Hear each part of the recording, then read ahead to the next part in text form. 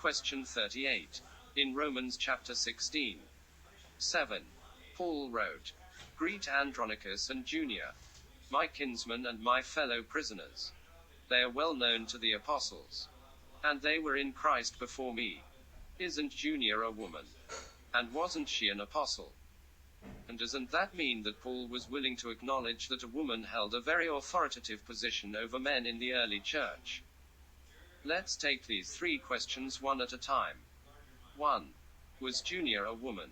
We cannot know. The evidence is inconclusive. Some translations use Junia and others Junias. It could be feminine or it could be masculine. Certainly no one should claim that Junia was a common woman's name in the Greek-speaking world, since we can identify only 3 known examples in all of extant ancient Greek literature. Moreover, the fact that Andronicus and Junia, like Prisca and Aquila, Romans chapter 16 verse 3, are given as a pair does not demand that they be husband and wife. Because in Romans chapter 16 verse 12, 2 women are greeted as a pair. Greet those workers in the Lord. Tryphena and Tryphosa. Andronicus and Junia could be addressed as 2 men, since Tryphena and Tryphosa are addressed as 2 women. 2. Was Junia an apostle? This seems highly unlikely. Grammatically, the phrase translated of note among the apostles, in the RSV, could mean that the apostles held Andronicus and Junia in high regard. Thus the ESV translation, well known to the apostles, which is the most likely translation according to an extensive grammatical study. Thus they would not be themselves apostles. On the other hand, since Andronicus and Junia were Christians before Paul was, it may be that their long-standing ministry, reaching back before Paul's, is precisely what Paul has in mind when he says, well known to the apostles. They may indeed have been well known to the apostles before Paul was even converted. 3. Did Junia have a very authoritative position in the early church? Probably not. The word apostle is used for servants of Christ at different levels of authority in the New Testament.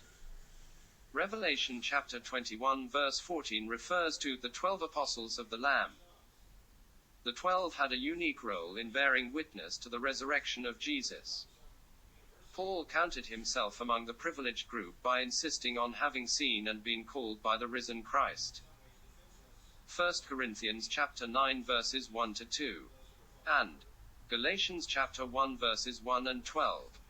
Very closely related with this unique inner ring were the missionary partners of Paul, Barnabas, Acts chapter 14 verse 14, and Silvanus and Timothy, 1 Thessalonians chapter 2 verse 6, as well as James, the Lord's brother, Galatians chapter 1 verse 19, and perhaps others, 1 Corinthians chapter 15 verse 7. Finally, the word apostle, in Greek, apostolos, is used in a broad sense as messenger. For example, of Epaphroditus in Philippians chapter 2 verse 25, and of several messengers of the churches in 2 Corinthians chapter 8 verse 23. Therefore, even if Andronicus and Junia were apostles in some sense of the word, they were probably in this third group serving in some kind of itinerant ministry. If Junia is a woman, this would seem to put her in the same category with Priscilla, who with her husband seemed to do at least a little traveling with the apostle Paul. Acts chapter 18 verse 18. The ministry would be significant but not necessarily in the category of an authoritative governor of the churches like Paul. 2 Corinthians chapter 10 verse 8. And chapter 13 verse 10.